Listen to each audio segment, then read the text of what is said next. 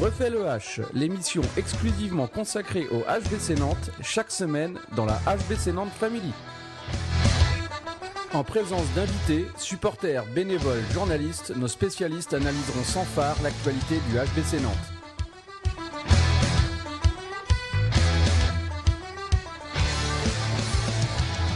Bonjour à tous et bienvenue dans cette 9e émission dont Refait le H, une émission bénévole faite par des fans pour les fans du HBC Nantes. Émission enregistrée dans les conditions du direct chez Mickaël ce soir. Ce soir, je suis en compagnie donc de Mickaël, abonné depuis 2013. Bonsoir Mickaël. Salut Yann. Et pas salut Polo. Et pas salut Polo, qui est en train de se goinfrer de loukoum au Maroc et se dorer la pilule. Donc c'est moi qui ferai le passeur de plat aujourd'hui avec Mickaël. Nous serons que deux. Voilà. Et gros bisous à Polo qui est certainement en train de nous écouter sous son soleil marocain et qui nous rejoindra la semaine prochaine. Donc à la semaine prochaine. À la semaine prochaine Polo. Au sommaire de cette 9e émission, nous allons tout d'abord aborder les performances de nos internationaux durant cette trêve avec leurs sélections nationales respectives. Nous parlerons ensuite d'Aymeric Mine, qui a été élu Nantais du mois par les supporters du HBC Nantes. Ensuite, nous évoquerons le tirage de la Coupe de la Ligue qui aura lieu demain, donc juste avant la diffusion de cette émission, à 15h. Et du sondage diffusé dans le groupe HBC Nantes Family et vos envies de tirage potentiel. Nous évoquerons ensuite les résultats de la Nationale 1 et de leur match contre l'Annester. Puis Mickaël nous fera sa petite chronique « Que sont-ils devenus ?» Surprise. Voilà. Surprise, allez, une petite intro, on va parler de gardien. Ah. Et nous finirons par le match de Nîmes, le top match de la semaine de Lidl Star League qui aura lieu jeudi, avec les pronostics quant à ce match. À toi Mickaël, je te lance sur les joueurs internationaux du HBC Nantes et leurs performances cette semaine et la semaine dernière. Donc, on avait parlé lors de la dernière émission, on avait plusieurs joueurs qui étaient en sélection nationale. Ils ont eu diverses fortunes avec leurs équipes. On va commencer par l'équipe de France, où on avait Nicolas Tourna qui était. Oui, il y était. Bon, pas sur le terrain, mais il était bien là.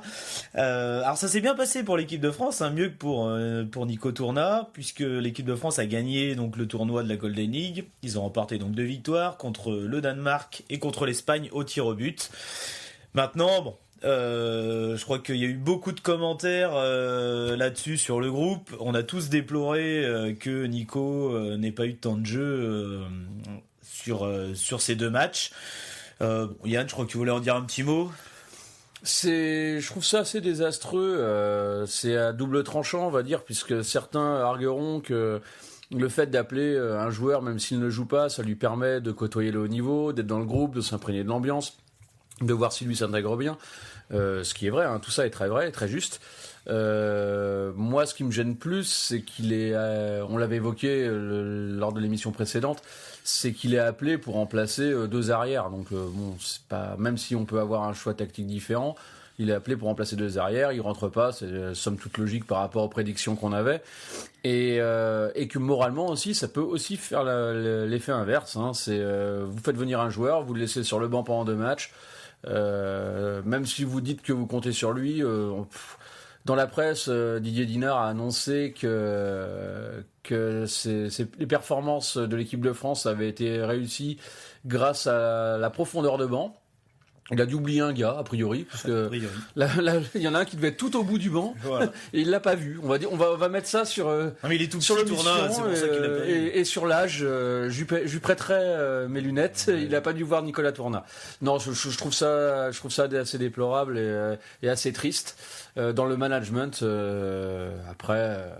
Les résultats parlent pour Didier Dinard, donc. Ouais, mais surtout à la rigueur, sur une grosse compétition, tu te dis il y a des choix à faire, tu fais jouer que les meilleurs. Mais là, on est sur une compétition amicale, ça lui coûte quoi du caler ne serait-ce qu'un quart d'heure de jeu. C'est amical sans l'être, puisque t'as la qualif pour les JO qui est. Non, mais c'est pas en jeu. Non, c'est pas en jeu sur ces matchs-là. C'est pas en jeu. Qu'est-ce que ça lui coûte de caler tourner un quart d'heure à la place de Sorando qui traîne la patte, par exemple? Enfin, bon, bref.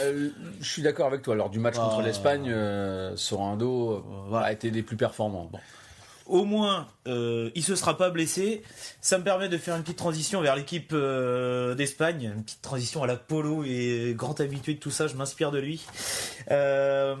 Donc l'Espagne, on avait 2 joueurs, Valero Rivera et David Balaguer. Alors ça s'est plutôt pas trop mal placé pour Valero, notamment en finale où il met 5 buts. Pour David, malheureusement il s'est blessé. Alors perso, j'ai pas d'infos sur la gravité de sa blessure. Yann, peut-être. Non, ça n'a pas été communiqué. Il s'agit d'une déchirure d'1 centimètre au mollet. Donc c'est pas quelque chose qu'on soigne en quelques jours. Après la durée d'indisponibilité, je sais pas. Je sais qu'il est rentré avant le match contre l'équipe de France. Ouais. Il est rentré à Nantes pour passer une IRM et voir la durée d'indisponibilité qu'il allait avoir. À part ça, j'en sais pas plus. Enfin. Bon, voilà, on espère que David va nous revenir rapidement. Donc juste pour finir sur l'Espagne, ils ont donc été en finale de cette Golden League, donc perdu contre la France. Ils avaient gagné en demi-finale contre la Norvège. Prochain joueur, Kirill Lazarov avec la Macédoine. Alors bon, Kirill a très peu joué avec la Macédoine. C'était 2 matchs de préparation contre la Géorgie. La Macédoine s'est imposée lors des 2 matchs. Pas de Kirill, très peu en tout cas de Kirill Lazarov sur ce match-là. On va passer. C'est pas plus mal pour nous. C'est pas plus mal pour nous. Bon, surtout que Lazarov, faut pas dire qu'il soit très performant depuis le début de l'année. Non, puis d'un autre côté, il est très sollicité. Donc, il est très sollicité. Bon, il a au moins pu se reposer. Néanmoins, on ne doute pas qu'il sera le capitaine lors du prochain Euro de cette équipe de Macédoine.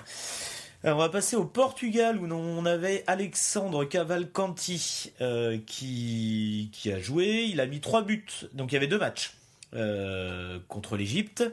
Il y a eu une défaite et une victoire pour le Portugal. Et Alexandre a mis 3 buts lors de chacun de ces 2 matchs. Donc une performance plutôt honorable, assez digne de ce qu'il nous montre avec le H depuis le début de la saison, assez régulier.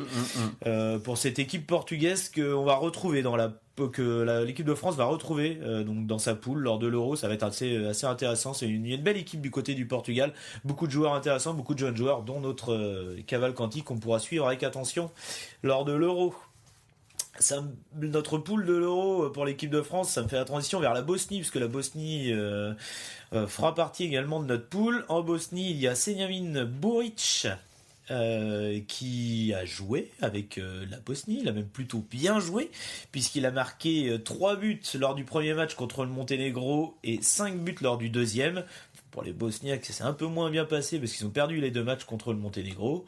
Mais Buric, une performance solide, digne de ce qu'il a montré depuis le début de la saison avec le H.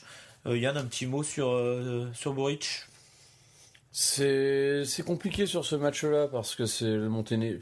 La Bosnie, c'est pas une grande sélection, mais ça va être leur premier Euro là qu'ils vont disputer. Voilà, c'est ça. Alors, il fait 2 matchs, fait 2 matchs honorables, mais le Monténégro, pareil, c'est pas non plus une des top sélections. C'est pas non plus. Donc, mais bon, Buric, il est bien solide depuis le début de l'année et là il confirme. Il est bien. Il est numéro 2. Par contre, il est clairement numéro 2. Oui, mais dans son rôle de numéro 2, il est très bien. Dans le rôle, il est bien. La Slovénie. Rokovnicek, il a malheureusement assez peu joué avec les Slovènes. Il n'a pas marqué non plus sur son peu de temps de jeu. Les Slovènes ont fait nul contre les Pays-Bas et ils ont battu la Serbie. Donc voilà, on va pas s'étendre plus sur la performance. Non, mais là par contre l'adversaire est d'un autre calibre. L'adversaire est plus élevé. La Slovénie, pareil, c'est une belle équipe. Ça a baissé quand même. Ça a baissé, mais ça reste. Il y a un petit trou de génération, même si ça reste pas mal. Ça reste pas mal. Je vais juste faire une petite parenthèse, puisque comme on parle de Slovénie, il y a un petit joueur qui joue à Montpellier, qui joue actuellement à Barcelone et qui justement ne joue pas beaucoup à Barcelone. Qui est au poste d'arrière droit et on a quelques difficultés au poste d'arrière droit avec Kirill et son âge, avec la blessure de Gourbi, et qui pourrait être dans les petits papiers. Ça c'est l'info et c'est un nom maintenant. Jure Dolenech. Voilà. Juraj Dolenec, si vous vous rappelez de lui, évidemment que tout le monde se rappelle de lui. Donc gardez ce nom-là sous le coude, on pourrait en reparler. Voilà. Et on l'aura annoncé en exclusivité si ça se fait. Hein. Souvenez-vous bien de ça. Je vais enchaîner donc sur toujours les équipes nationales, mais on va passer aux jeunes. L'équipe de France U20 où on avait donc Théo Monard et Lucas de la Bretèche. Malheureusement pour Lucas, ça s'est mal passé parce qu'il s'est blessé très tôt, donc il n'a pas pu participer pleinement à cette expérience donc des U20. Pour Théo Monard, ça s'est plutôt bien passé. Il a été utilisé en défense. Comme quoi ces matchs de début de saison, notamment le match contre Paris, moi c'est celui-là que je garde en tête pour Théo et sa très très belle performance en défense. Donc, il est particulièrement utilisé en défense, ça s'est plutôt bien passé pour lui. Les petits bleus français ont battu la Roumanie donc par 2 fois assez nettement, notamment lors du premier match, 32-21. Théo a mis un but lors du deuxième match, mais bon, essentiellement utilisé en défense où il a fait une performance assez remarquée. Les U18, maintenant on avait un représentant, il s'agit de mon chouchou Matteo Fadwil pour le tournoi donc du Tibi, tournoi assez réputé pour les jeunes. Donc il y avait 4 équipes en liste. Ça s'est pas trop mal passé pour l'équipe de France qui ont terminé deuxième de ce tournoi avec 2 victoires donc contre la République tchèque et contre le Portugal et une défaite contre la Hongrie. Donc une belle deuxième place pour cette jeune génération qui démarrait un nouveau cycle. Et puis pour Matteo, ça s'est quand même plutôt très bien passé. Il a fait partie des joueurs qui se sont particulièrement révélés lors de ce tournoi. Il a marqué 16 buts au cours du tournoi, donc 16 buts en 3 matchs, c'est plutôt pas mal. Il s'est plutôt montré à son avantage. Un petit mot? Non, on en parlera après avec la N1. Ouais, voilà. C'est moins montré à son avantage. Oui. Mais là, il est excellent, donc bravo Mathéo. Le sujet suivant, donc les supporters du HBC dont vous faites partie avaient élu Aymeric Mine comme le meilleur Nantais du mois d'octobre. Yann, ton avis sur cette élection? C'est assez logique. Étant donné les performances d'Aymeric, et surtout pas que les performances, mais la prise la prise de position quand il y a besoin, quand l'enjeu est un peu tendu, il a commencé à prendre ses responsabilités, à pas avoir peur, à y aller. Alors il y a eu un peu de déchets où il a été excellent, c'est contre Créteil. Oui. Et Tremblay aussi.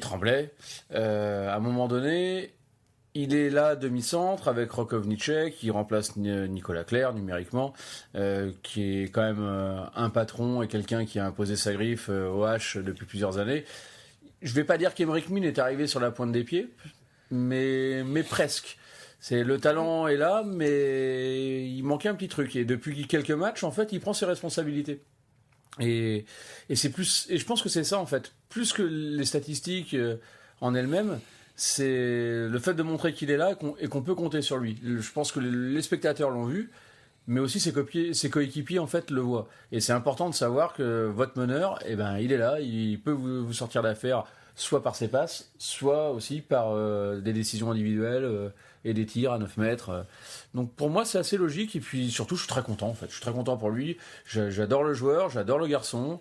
Ça peut gonfler sa confiance encore un peu plus et le tirer vers le haut. Pour moi oui c'est mérité et j'en suis très satisfait. Moi perso, je lui aurais pas donné. Alors j'adore Aymeric Mine aussi, vous le savez, je l'ai déjà dit. Et c'est je l'aime peut-être trop parce que je suis un petit peu trop exigeant en fait avec lui par rapport à ce que j'attends. Moi perso, je l'aurais donné à Nico Tourna. J'ai trouvé très régulier durant ce mois d'octobre et aussi efficace en défense qu'en attaque. Mais donc là le sujet c'est plutôt Aymeric Mine. Pourquoi je lui aurais pas donné? Parce que oui, il prend de l'importance, je suis d'accord avec ce que tu as dit Yann, mais en fait j'aimerais qu'il le fasse encore plus. Et alors je suis sans doute trop impatient, mais en fait quand je le vois jouer, on sent qu'il a cette capacité de le faire.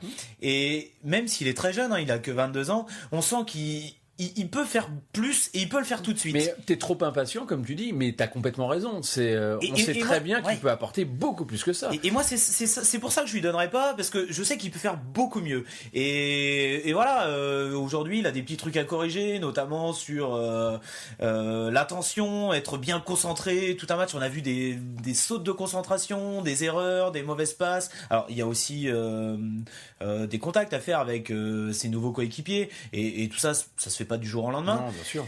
Mais ouais, voilà. J'adore Mine, je suis très content qu'il soit chez nous. Mais pour moi, il manque encore un petit truc, et voilà, il doit faire encore mieux. Il peut faire encore mieux. Il doit faire encore mieux parce qu'il sait le faire. Et voilà, je souhaite que ça explose sur la suite de la saison. Mais pour ça, je lui aurais pas donné, et je l'aurais donné plutôt à Nico Tourna. Je vais quand même en dire un petit mot. Moi, alors il y a la performance de Tourna qui est assez fidèle à ce qu'on a vu sur les dernières saisons. Je trouve, je coupe juste par rapport à Nico Tourna, ce que tu dis. Je trouve qu'il a un peu plus de déchets là en début de saison au tir, peut-être. Au tir, ouais. En défense, il est très performant. Peut-être. Mais je trouve qu'il a un peu plus et c'est pour ça que moi je lui aurais pas donné. C'est ça. D'accord. Je trouve qu'il a un peu plus de déchets que peut-être. et sur des tirs faciles. Mais moi, ce que j'aime chez Tourna, c'est que le fait que Roque Félio soit pas là, il a pris le leadership en attaque, et ça, je trouve que c'est un rôle qui lui va en défense. Pardon, voilà. Et je trouve que c'est un rôle qui lui va très bien. Et il s'affirme comme un patron, et ça, j'aime bien ça. Et moi, ça m'a plu, donc je lui ai redonné à lui. Après, je suis content que ça soit Mine qui l'ait. C'est pas démérité. Voilà. Non, bien sûr. Bon. Sujet suivant, c'est le tirage de la Coupe de la Ligue. Donc demain à 15h. À 15h, donc juste après la diffusion de l'émission. Ouais, en gros, c'est ça, ouais, à peu près. Il y a le tirage des quarts de finale de la Coupe de la Ligue, et c'est à ce moment-là que le HBC Nantes entre en lice. Voilà. Parce que jusqu'à présent, on était exonéré, on va dire. On était tranquille à la maison, pendant que les autres... avec Chambéry, le tenant du titre, Paris et Montpellier. Non, Chambéry gagné Coupe de France. Je dis n'importe quoi. Il y a avec Paris et Montpellier, pardon. Et Chambéry, mais Chambéry était exemple aussi des tours d'avant. Et donc, il reste Paris, Montpellier, Chambéry, Toulouse, Istres, Dunkerque et Nîmes. Voilà. On a fait un petit sondage sur le groupe, à savoir quel est le club que vous souhaiteriez rencontrer pour ces quarts de finale. Alors les résultats, pas les chiffres exacts, mais pour la grande majorité, c'était Toulouse qui était vous souhaiteriez rencontrer Toulouse. Alors là, j'actualise. Donc c'est Toulouse qui est en tête avec 50 votes. Ensuite, c'est Istres, 43 votes. Dunkerque, 27 votes. 7 votes pour Paris, je comprends pas. D'ailleurs, il y a Jeannot, bravo Jeannot. Alors là, il y a Nîmes après avec 6 votes, 6 votes pour Chambéry, 2 votes pour Montpellier. Voilà. Alors, tous les votes se comprennent, parce qu'il y a les commentaires également. Les gens, en fait, qui choisissent Paris, par exemple, ou... on va commencer par Toulouse, que Toulouse, c'est eux qui ont le plus de... Oui, c'est Toulouse qui est numéro 1. La grande majorité, ou on va dire l'écrasante majorité des personnes qui souhaiteraient rencontrer Toulouse, c'est aussi pour se remettre de la petite fessée qu'on a pris en championnat, et qui aimeraient en fait remettre les compteurs à l'équilibre et faire en sorte qu'on se qualifie. Je comprends. Après, il y a un match retour en Star League. On peut remettre les compteurs en Star League et on le fera. J'ai pas trop de doutes là-dessus. J'avais pas de doute sur la victoire non plus à domicile, donc ne croyez pas dans mes propos. Mais je comprends tout à fait. Paris, Montpellier, les supporters qui choisissent ces clubs-là, ils ont envie d'une grosse affiche. Ils ont envie d'une grosse affiche, d'un gros match. Ou alors ils sont bourrés comme Jeannot, qui doit l'être en ce moment, au moment où il a voté. Jeannot, il veut Paris et là-bas, lui. Et qu'on joue à l'extérieur là-bas. Alors, avec Mickaël, on va pas vous mentir. Nous, on a été très pragmatiques. On a choisi Istres. Ah oui, évidemment. Un petit pousset, mais qui n'est pas si petit pousset que ça, puisqu'ils ont sorti Saint-Raphaël. Hein, c'est comme. Non, pas Saint-Raphaël. Aix. Oui, Aix. Ouais. Ils ont sorti Aix. Et très fort logiquement. Donc, si on avait la chance, entre guillemets, on va dire, de rencontrer X, non. Petite dédicace à Polo, X. De rencontrer Istres, c'est pas une victoire garantie. mais ça serait un peu plus facile pour aller au Final Four de Coupe de la Ligue. Et là, on est très pragmatique. On aimerait bien y retourner. Bah oui, voilà. On aimerait bien être dans le dernier carré. Donc, si on pouvait rencontrer Istres, ça nous déplairait pas. Pour le petit plaisir, on va dire, personnel, il y a de grandes chances en plus que l'ami Théodoro soit présent si on rencontre Istres. Et donc ce serait faire une pierre deux coups et le côté très sympa de revoir notre ancien joueur, quoi. Oui. Bon, moi de mon côté, ce que je souhaite avant tout, c'est un match à domicile parce que il en reste plus tant que ça jusqu'à la trêve internationale et puis un match à la maison en plus, évidemment on prend. Et puis, oui, moi j'ai voté Istres parce que c'est le plus faible des prétendants et puis que j'ai envie qu'on aille au Final Four et j'ai envie qu'on remporte un trophée cette année. Je crois pas que notre armoire à trophées elle soit pleine. Donc si on peut en choper un, autant le faire. Et si on peut aller au Final Four pour disputer un titre, autant le faire. Donc pour moi, Istres c'est le plus simple. Je pense que Dunkerque, qui est pas forcément très bien en ce moment, même si c'est toujours un peu chiant à jouer. Ils sont quand même imposés à Saint-Raphaël, donc c'est pas évident. Ouais, ils ont pas montré des grosses choses. Moi, ils m'ont pas vraiment impressionné sur ce qu'ils ont montré depuis le début de la saison, mais ils peuvent être pénibles. Mais bon, si on les a à domicile, on jugera quand même que c'est un bon tirage. Et puis voilà, après j'espère qu'on n'aura pas un déplacement à la con à Montpellier ou à Paris. C'est ça, le premier tirage positif, c'est de recevoir. Voilà, recevoir et puis si on peut recevoir un des plus faibles, tant mieux. Tant mieux sur ce match-là. Après, on verra dans le dernier carré si on y est. Mais je suis d'accord avec toi. Oui, après, si on va dans le dernier carré, voilà, j'espère que ça sera dans un endroit tout à fait sympathique où on pourra aller passer un bon week-end. Oui, qui nous envoie pas à 1500 km là. Parce que nous, on a des déplacements et des congés à prendre. Voilà. Mais on n'y est pas encore. Bon, on va passer au sujet après. Les résultats de la N1. Yann, je crois que tu étais au match. Tu vas pouvoir nous en dire un petit mot. Alors, ce week-end, la Nationale 1, qui était troisième, qui est toujours d'ailleurs, mais la troisième au classement, rencontrait l'Annester, quatrième. Le match est terminé sur un résultat nul 26-26.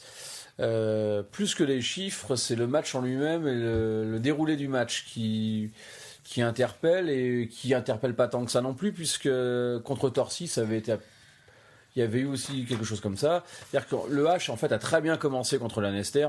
Ils mènent 3-0 très rapidement. Ils ont le match en main. Puis 3-3.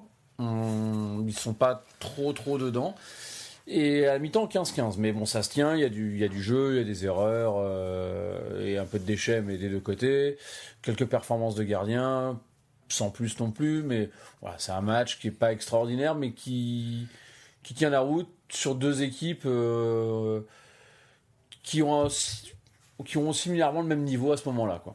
Ce qui, moi, m'interpelle plus, c'est la deuxième période. La deuxième période, on débute la deuxième période à 15-15, donc je disais, on a un trou d'air de plus de 15 minutes.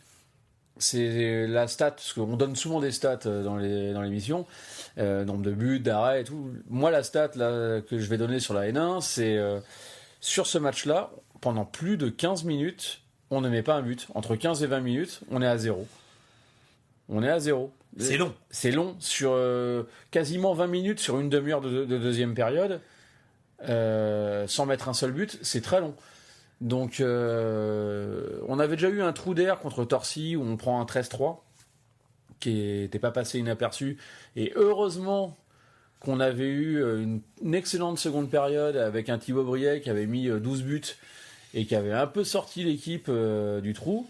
Là, on va pas sortir un joueur du lot puisque ils ont tous été plutôt moyens, voire moyen bon pour certains, mais moyens, hein, ça n'a pas été plus que ça. Disons ils ont été bons les 3 premières minutes où ils mènent 3-0 et les 5 dernières minutes où ils reviennent, parce qu'à la 25e, on est mené de 4 ou 5 buts, si j'ai bonne mémoire, et on arrive quand même à égaliser. Alors, il y a eu un arbitrage qui est pas super cohérent et qui est un peu en notre faveur. On s'en sort très bien. Il y a une très grosse faute sur l'ailier gauche de l'Annester qui méritait un 7 mètres. Et là, en fait, ça leur a permis de reprendre 2 buts d'avance et sans doute d'emporter le match, parce que c'est dans les 4 dernières minutes. Après, on arguera que sur la dernière action nantaise, il y a exactement la même faute, un peu moins flagrante. Mais elle y est quand même. Mais elle y est, le gars en zone. J'ai vu la vidéo, la vidéo est mise. C'est exactement la même hein, sur Alex Morand. Il y a 7 mètres et si là on le met, on gagne d'un but quoi. Mais je pense que soit il y a compensation, soit les arbitres n'étaient pas au niveau. C'était pas été super fort durant le match, donc peut-être ça, pas au niveau sur ce match-là, mais ça peut arriver. Hein, ils ont pas non plus, c'était pas non plus affligeant. Mais il y a beaucoup d'enseignements à tirer en fait de ce match-là, mais aussi des matchs précédents, parce que quand on a rencontré des équipes qui étaient plus faibles que nous. On les a battus une dizaine de buts au début de saison, c'était ça. Oui. Quand on a rencontré des équipes qui étaient du même niveau, voire un peu supérieures, c'est devenu un peu plus compliqué. Alors oui, on a une équipe très jeune, il va avoir besoin d'apprendre à gérer aussi dans la gestion du jeu. Il y a des précipitations, c'est dingue. L'adversaire marque, vous récupérez le ballon, vous faites un engagement rapide, alors que vous avez le temps de poser le jeu. Ça va venir, mais c'est surtout les trous d'air. Comment vous pouvez avoir un trou d'air de quasiment 20 minutes moi, c'est ça qui m'interpelle. Alors, j'ai aimé... Ce que je vais retirer de ce match, j'ai aimé Thibaut Briet, à nouveau. Pas pour ses stats, parce qu'elles sont quand même pas très glorieuses sur le match. Hein. Mais sur l'implication qu'il a en fin de match, quand on revient et qu'on est dans ces 4 dernières minutes et qu'on est à -4, -5... et qu'il est en défense, et le petit gars, il donne de la voix, il donne de son corps déjà, parce qu'il rentre dedans, mais il donne de la voix, et il rabeute ses coéquipiers, il leur dit serrez, rentrez dedans, fais attention à droite, et c'est lui en fait qui gueule. Donc ça, j'ai beaucoup aimé, qu'un petit gars qui arrive, parce qu'il a Nantes que depuis cette année, hein, oui. qui bouscule les autres pour leur dire c'est pas fini, ça c'est plutôt pas mal. De l'autre côté, j'ai moins aimé le coaching de Dimitri Fleurance sur l'implication, parce qu'il n'y a eu aucune implication de notre équipe, très peu, non, aucune, j'ai gardé mes mots, aucune, dans la motivation, qui est du déchet, ça c'est une chose, mais dans la motivation, il n'y en a pas eu, il y a quelques phases de jeu qui confirment ça. Je pense que Greg Cogent l'année dernière après c'est des personnalités différentes hein, mais Greg Cogent sera intervenu différemment. Dimitri Fleurance à la fin du match, l'interview post-match, se félicite de l'état d'esprit qui permet de remonter et d'égaliser en fin de match. Je pense que Greg Cogent avant ça aurait plutôt souligné les 15-20 minutes d'absence de jeu et de défense et d'attaque. Bon, il a gardé le côté positif. Il a raison, je dois être quelqu'un de très négatif. C'est pas ça, mais bon, voilà, il a gardé le côté positif. Je sais bien. Bon. J'ajouterai ma petite touche moi, avec quelques stats, puisque bon, j'aime bien ça. Voilà, et puis ça va permettre d'argumenter un petit peu tout ça. Donc, c'est Damatrin qui a fini meilleur buteur côté nantais avec 7 buts. Belle performance aussi offensive en tout cas de Théo Monard avec un 5 sur 5 au tir. Et puis bon, il y a 4 buts pour Lucas Petro, 4 buts aussi pour Thibaut Briet, mais avec beaucoup de déchets, assez peu d'arrêts de gardien. Moi j'ai pas vu le match, donc j'en parlerai pas autant que Yann l'a fait, puis en plus il l'a très bien fait, donc j'ai pas grand chose à rajouter. Moi ce que je note de ce match, c'est la défense. En fait, on a pris que 26 buts. Et c'est pas arrivé souvent depuis le début de l'année. On a souvent marqué beaucoup de buts, mais on en a surtout beaucoup encaissé. On l'avait noté, je l'avais signalé il y a quelques matchs. Là, on n'en a pas pris beaucoup. Alors bon, on n'a pas été capable d'en mettre un de plus qu'eux malheureusement, mais on prend 26 buts contre l'une des équipes solides de notre poule. Et je trouve que c'est aussi, en tout cas, moi je trouve que c'est un point positif, surtout qu'on n'a pas eu énormément d'arrêts de gardien. Donc ça prouve que la défense a plutôt pas mal fait le travail. Et voilà, c'est un point positif. Plus que la défense qui a fait pas mal le travail, c'est qu'il y a eu beaucoup de déchets. Beaucoup de déchets de côté. Ouais, mais bon, quand il y a eu des déchets, c'est que la défense est pas trop mal généralement. Ouais, quand tu mets un tir à 2 mètres à côté du but, c'est pas que la défense. Hein, c'est... Ah, mais là tu prends un exemple aussi. Alors c'est pas un exemple. Et nous on a fait. Et à notre décharge, nous en attaque, on a beaucoup tiré sur les barres transversales et sur les poteaux. Et voilà, pas de chance. Je terminerai par un petit point classement. Donc après ce match nul, on est toujours 3e derrière le PSG et Bruges-Lormont. Alors pour ceux qui s'intéressent à tout ça, il faut savoir que le PSG et Bruges-Lormont s'affrontaient ce week-end et le PSG a mis une énorme branlée à Bruges-Lormont, plus 13. J'ai plus le score en tête, mais en tout cas plus 13. Et donc le PSG, un petit peu comme en Star League, caracole en tête. Et donc Bruges-Lormont deuxième, le H est troisième et à la quatrième place. Et ça, je le note parce que je sais que ça va te faire plaisir, Yann, et ça va faire plaisir à des gens qui nous écoutent. Eh bien, c'est Rezé qui a pris la quatrième place à Lanester avec leur belle victoire à domicile contre Saintes. Et donc, voilà, bravo au club de Rezé. Je sais qu'il y en a quelques-uns qui nous écoutent. C'est que leur deuxième saison. Ouais, c'est que leur deuxième saison. Ils font une très belle saison. Ils sont quatrième. On n'est pas loin de la mi-saison. Et donc, très joli début du côté de Rezé. C'est bon pour la N1 ? Je vais faire une petite parenthèse juste. Sur ce match-là de N1 aussi, ce qui était intéressant, c'est qu'on retrouvait deux anciens Nantais, du côté de Lanester. Et notamment Michael Sincère qui nous a fait un petit chiquet, on va dire, sur une faute, ou sur une faute où il n'y a pas faute. Et c'est assez rigolo puisqu'il se tient le visage, il hurle un grand coup, et puis la faute n'est pas sifflée. Forcément, puisqu'il y a rien, et tout le monde a éclaté de rire dans les tribunes, et lui le premier sur le terrain, puisqu'il a bien vu que ses talents d'acteur étaient moins bons que ses talents de joueur. Mais c'était un grand plaisir, parce que pour les gens qui connaissent pas, Michael Sincère, il jouait en N1 quand le HBC Nantes était en National 1, et je suis plus certain de ça, mais qu'il a participé aussi à la première année de D2 avec le HBC Nantes. Donc ça remonte un petit peu. Et ça, reparler des anciens Nantais, ça nous emmène sur ta petite chronique. Transition magnifique. De Que sont-ils devenus ? Et oui, que sont-ils devenus ? L'épisode numéro 2. Donc aujourd'hui, je vais vous parler d'anciens gardiens qui ont évolué sous les couleurs du HBC Nantes. Donc toujours pas d'Andy Pichulet. Oh, toujours pas d'Andy Pichulet. Donc petite particularité pour les joueurs dont je vais vous parler, et ils ont tous joué à la même période au HBC Nantes. Je vais commencer par Matthias Schulz, le gardien argentin, comme son nom ne l'indique pas. Il a passé 2 saisons avec nous, pour ceux qui s'en souviennent, de 2014 à 2016. Il a joué 42 matchs de LNH pour un total de 310 arrêts, à un pourcentage de 32%, ce qui est pas trop mal.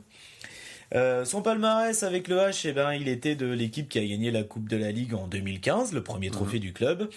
Et il a également participé à la finale de la Coupe EHF, malheureusement perdue contre Köppingen en 2016. Donc Matthias Schulz, suite à son départ du HBC Nantes, il a continué à être le gardien de l'équipe d'Argentine. Et il a notamment disputé les JO de Rio 2016, le Mondial 2017 qui était en France, et cette année les Jeux panaméricains qu'ils ont remportés avec l'Argentine, les qualifiant pour les JO de Tokyo en 2020, ce qu'il sera probablement sa dernière compétition, puisque Matthias Schulz a 37 ans et il a annoncé que ça serait probablement la fin de sa carrière, en tout cas internationale. Pour les clubs, lorsqu'il a quitté le H en 2016, il a rejoint le championnat suisse et le Pfadi Winter Tour, avec club avec lequel il joue encore. Donc pendant les 3 saisons complètes qu'il a fait, ça s'est pas trop mal passé pour lui. Il est donc titulaire dans cette équipe. D'un point de vue des résultats, alors ça doit être un petit peu frustrant puisqu'il a fini 3 fois vice-champion de Suisse. Donc voilà, manquait un petit peu la dernière marche, c'est un petit peu frustrant. D'un point de vue des titres, il a gagné une Coupe de Suisse en 2018 et une Super Coupe de Suisse cette année, là, en début de saison. Et ils ont participé donc 3 fois à l'EHF Cup, mais ils n'ont jamais atteint les phases de poule éliminés avant. Cette année, le club est premier de son championnat après 9 matchs, 7 victoires, un nul et une défaite. Et ils sont toujours engagés en EHF Cup. Et comme le H, ils sont au 3e tour, ils vont affronter Bjerringbro, Silkeborg, les Danois. Ils seront pas favoris, mais bon, on leur souhaite bon courage, et s'ils passent, pourquoi pas les retrouver en phase de poule si nous aussi nous passons, et puis revoir Mathias du côté de Nantes. Voilà pour lui. Si vous vous souvenez bien de Matthias Schulz, vous n'avez pas oublié son compère à l'époque qui faisait la doublette. Alors certains retiennent ses apparitions au bar des supporters, d'autres retiendront ses arrêts. Je veux parler bien sûr de Goratskov, le légendaire gardien slovène. Je retiendrai ses sorties à la plage lors de la Coupe du Monde au Qatar et ses selfies en tongs juste avant les matchs. Voilà, ça, Gorad, il en a fait beaucoup. Tous ceux qui ont eu l'occasion de le croiser après les matchs savent que c'est un joyeux luron, mais en tout cas, il était très très apprécié. Il a joué 3 saisons au H, de 2013 à 2016, pour 56 matchs donc dans notre championnat de LNH, 461 arrêts avec un pourcentage à 33,6%, ce qui est plutôt pas mal quand même. Au niveau du palmarès, bon, mais il a le même que Matthias Schulz, parce qu'il était là sur la même période, donc la Coupe de la Ligue en 2015 et la finale de Coupe EHF en 2016. Gardien slovène mythique, il a accumulé 188 sélections. Au son départ du H, il a joué une toute dernière compétition, c'était les JO de Rio en 2016, c'est sa dernière compétition. Après, il a pris sa retraite internationale. La Slovénie avait terminé 6e à l'occasion de cette compétition. Depuis donc son départ en 2016, il a bourlingué l'animal et il a fait vous vous en souvenez sûrement, il a fait une saison de 2016 à 2017 en doublure de Thierry Omeyer du côté du PSG, ce qui lui a permis entre autres de remplir son portefeuille, mais aussi l'armoire à trophées. Bah oui, le PSG gagné là-dessus, on va pas se mentir. Champion de France, Coupe de la Ligue, Trophée des champions. Malheureusement pour lui, il a manqué la victoire en Ligue des Champions d'un but contre le Vardar. Pour ceux qui se souviennent de cette finale de 2017, ça s'était joué à rien.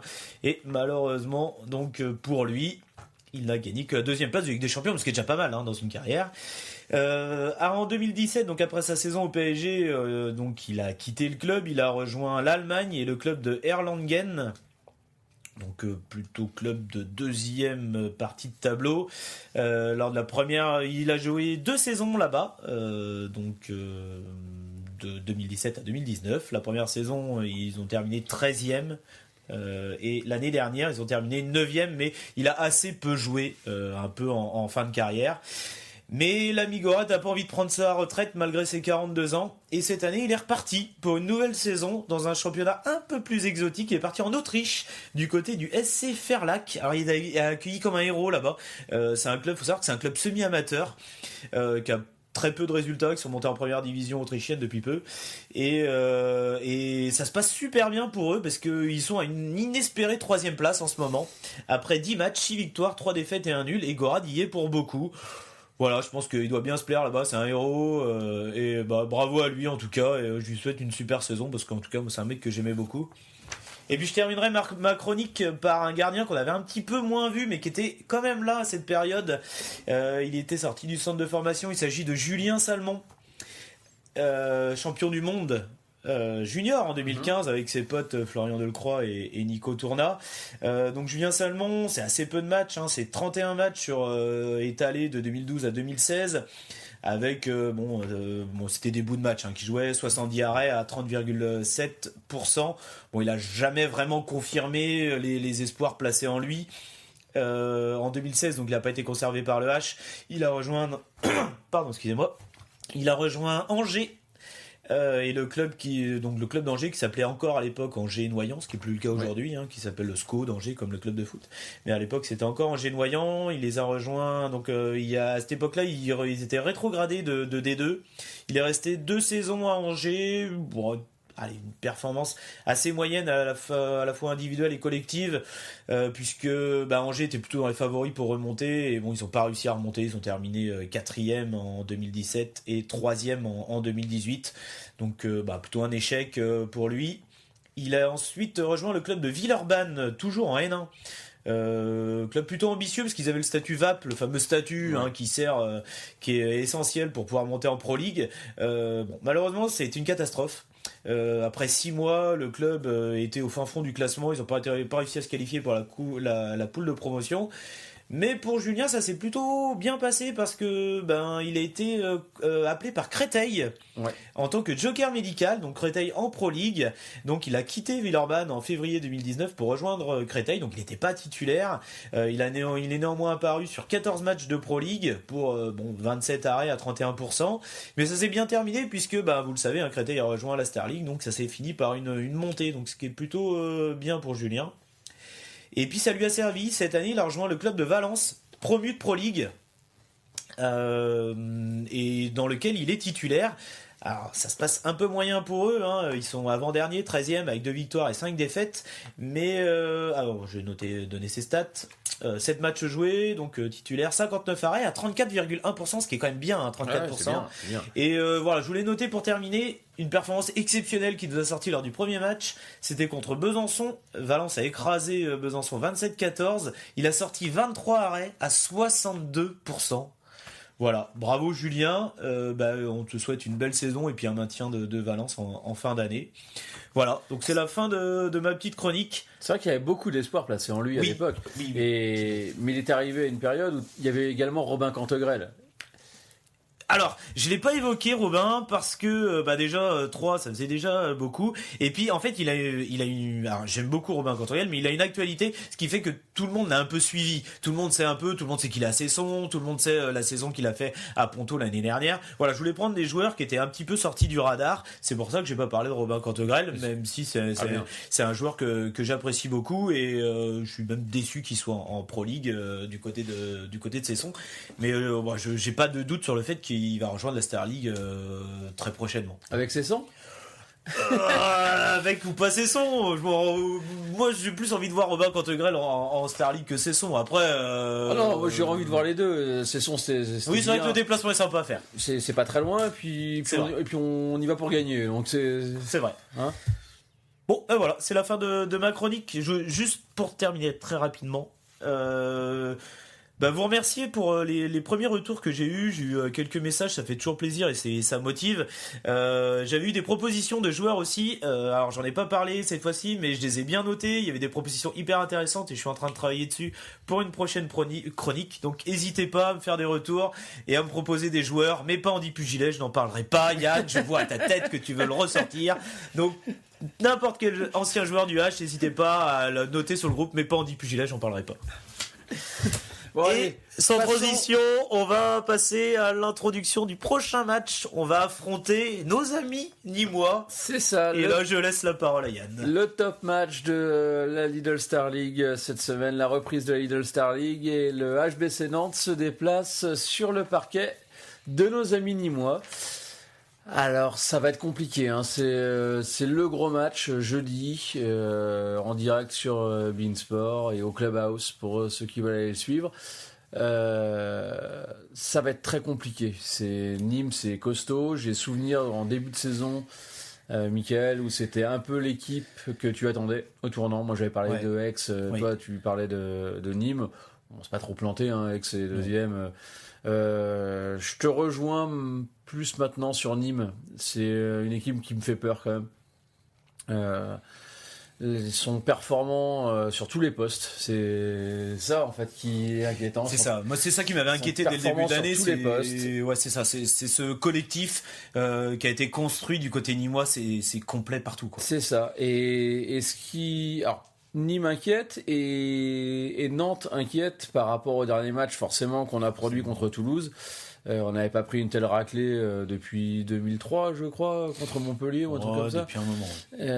Donc leur performance à eux, leur niveau de jeu additionné à nous, notre dernière performance, et comme il y a eu la trêve internationale, on sait pas trop où on se situe.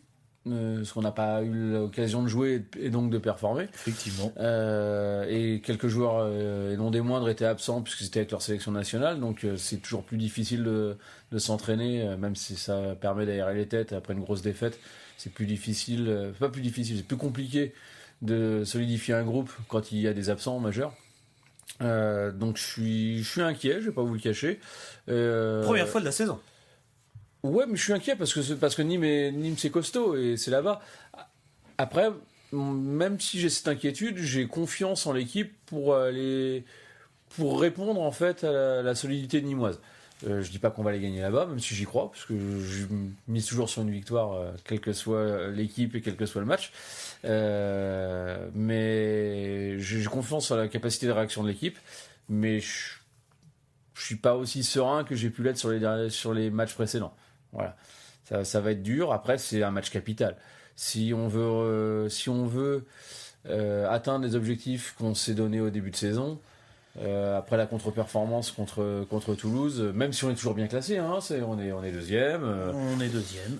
Mais là, on va commencer à avoir un mois de novembre un peu compliqué avec des gros. Il faut montrer qu'on est là, quoi. Il faut montrer qu'on est là. Il y a pas le choix. Oui, voilà, moi je suis en phase avec ça. Juste pour recaler le contexte, donc tu l'as dit, on est deuxième. Deuxième meilleure attaque, cinquième défense. Nîmes est cinquième avec 8 points, 3 victoires de nul et 2 défaites. Ils sont cinquième attaque et septième défense. Moi, ce que j'ai noté, c'est que Nîmes, ils ont eu un calendrier quand même compliqué. Ouais, ils ont eu des gros. Avec 2 déplacements qui sont soldés par des nuls à Toulouse. Et on sait que Toulouse, c'est gros. Et à Chambé. On sait que c'est pas facile d'aller gagner au phare. Ils sont inclinés contre le PSG, qu'ils ont joué à domicile. Et ils ont battu Montpellier à domicile. En fait, si on regarde le début de saison, hormis le match contre Créteil, où ils sont passés au travers à domicile, ils ont plutôt été présents au rendez-vous. Donc ils sont un petit peu en dessous, parce qu'ils ont un calendrier compliqué. Moi, je suis d'accord avec toi. Ça va être un match très très difficile. Comme tu l'as dit, moi, Nîmes, c'est une équipe qui me fait peur. Je les trouve vraiment très très complets. Chez eux, ils sont durs à prendre. Ils sont solides derrière. Offensivement parlant, il y a vraiment du lourd. Il y a un garçon, parce qu'il va falloir qu'on en parle, parce que c'est quand même la star du moment. C'est quand même Elohim Prandi. Il a fait des débuts en équipe de France là cette semaine, pour ceux qui ont eu l'occasion de regarder les matchs. Très bon pour des débuts. Il les a pas manqués. Hein. Pour des débuts, il les a pas manqués. Depuis le début de l'année, il est excellent. Je crois pas dire de conneries, que c'est le meilleur buteur hors penalty. Oui, c'est ça. Il était nommé dans les 3 meilleurs joueurs du mois. C'est Luc Stenz qui l'a eu, parce qu'il a performé. Il l'a mérité. Il l'a mérité largement. Mais on l'aurait donné à Elohim Prandi, il aurait mérité. Ça n'a pas été volé. Voilà. Donc voilà, il y a ce joueur. Il y a plein d'autres joueurs qui sont très bons. Hein. Je pense à Desbonnet, qui est actuellement le deuxième gardien. Ouais, alors lui, c'est le prototype en plus du joueur qui m'agace. Moi aussi. C'est le marsupilami, quoi. C'est le gars qui fait 1m25 et qui saute partout et qui sort tout, quoi. T'exagères sur le 1m25, non, mais il est. Mais voilà, c'est un excellent joueur. Hein. Quand je dis qu'il est le prototype du joueur qui m'agace, c'est qu'il est excellent. J'aime les joueurs vifs comme ça, un peu électriques, et lui il l'est. Et alors, quand tu l'as avec toi, c'est génial. Quand tu l'as contre toi, c'est compliqué. Et quand il est chaleur, c'est compliqué aussi. C'est encore plus compliqué. Ouais. Donc à nous de les faire douter. Clairement, hein, nous on n'y arrivera pas si on n'est pas à 200%. Il va falloir qu'on soit excellent. Ah, c'est ça. Après, un des trucs qui me rassure, c'est que je pense qu'offensivement, Nîmes est une équipe qui nous va mieux que Toulouse. Où Toulouse, ça met énormément de mouvement, énormément de vitesse. Nîmes, ça va être. Il y a un peu de mouvement, mais moins que Toulouse, et il y a moins de vitesse. C'est plus physique. Il y a beaucoup de physique. Il y a énormément de physique. Et sur le défi physique, je pense que ça va être plus facile pour nous d'y répondre que sur la vitesse, où contre Toulouse, on n'a pas réussi. Alors, je suis d'accord, mais ça nous correspond mieux. Voilà, avec le retour de blessés, puisque Dragan Pech-Malbec, Olivier Nokas, Rock avait déjà repris. Hein, Rock avait repris, mais Rock, on sentait qu'il était loin d'être à 100% quand même. Je pense que Dragan et Olivier Nokas sont pas non plus à 100%, même s'ils reprennent. Là, on a quand même des joueurs depuis le début de saison qui sont aussi solides que des spaghettis, quoi.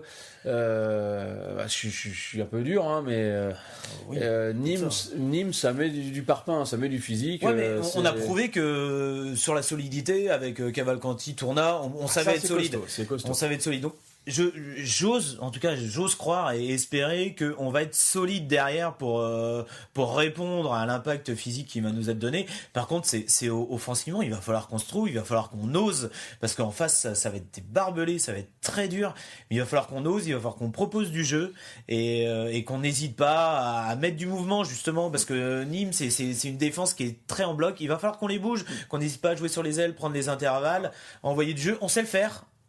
On l'a montré malheureusement aujourd'hui que contre des petits. Là, il faut le montrer contre un gros. Voilà, l'opportunité, elle est belle. Allez-y, les gars, c'est le moment, quoi. Ce que tu dis est très juste, et tu viens justement là d'évoquer passer sur les ailes. Je vais juste reparler des blessés. On a évoqué vite fait tout à l'heure.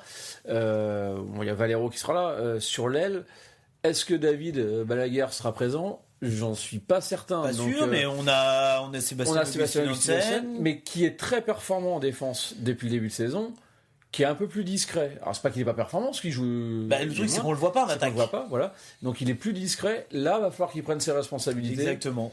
et qu'il envoie du bois, quoi, parce que il va falloir qu'on diversifie notre jeu. Ce qu'on fait depuis le début de saison, parce que le jeu est plutôt plaisant, hein, mais que le jeu soit vraiment diversifié pour pouvoir les mettre à défaut, qu'il y ait de l'impact physique, mais qu'il y ait aussi que le jeu soit très, très différent et pas juste stéréotypé, quoi. Voilà. Et là où il va falloir faire attention, c'est aussi on a un collectif qui est jeune, on l'a répété plusieurs fois depuis le début de la saison. Nîmes, ils savent jouer dans le vice, et ça s'est encore empiré avec l'ami Guigou qui, niveau des coups de pute, c'est quand même le roi du monde. Donc il va falloir faire très attention de ne pas tomber dans les pièges qui vont nous tendre. C'est pas les coups de pute, c'est... Guigou quand même, niveau coup de pute, il se pose là. C'est pas Buto. Mais ça fait partie de son jeu, ça fait partie de... Bon, c'est le même niveau que Buto. Non, il est dans la même... Non, je trouve beaucoup plus correct, mais... je trouve beaucoup il est plus fouine, il est plus fouine. Mais beaucoup plus d'expérience, voilà. Mais il a énormément d'expérience. Et voilà, il va falloir faire très attention à ça, surtout que ça va être dans une salle surchauffée, il y a un peu de contention entre les deux équipes depuis l'histoire de la Coupe de France. Mais moi, c'est le genre de match que j'aime bien ces matchs avec un peu de tension. C'est là où on verra si on est costaud ou pas. Et voilà, c'est là qu'on va voir si on est costaud ou pas. Exactement. Bon, les pronos, Yann. Les pronos, comme je disais, moi je vois toujours une victoire, hein, donc victoire serrée. Allez, je vais dire on va gagner là-bas 24-23. Ah ouais, carrément le score, donc 1+1. Ouais. Moi, je vais donner un match nul. Je pense que, comme on l'a dit, ça va être compliqué. Et si on revient avec un point, on pourra déjà être content. Ça sera déjà une bonne chose si on revient avec un point. Ça sera déjà une belle chose. Mais il faut qu'on consolide notre seconde place. Parce que les adversaires ne comptent pas que sur nos résultats, mais aussi sur les leurs. Exactement. Et puis derrière, il y a du lourd qui va arriver, mais on aura l'occasion d'en reparler. Bon merci à tous. Merci, c'est fini pour cette émission, pour cette 9e émission. On se retrouve la semaine prochaine pour la 10e. Et avec Polo. Quand il sera revenu du Maroc. Tout bronzé. On vous embrasse, bonne soirée à tous. Bisous à tous, bisous Polo, au revoir tout le monde.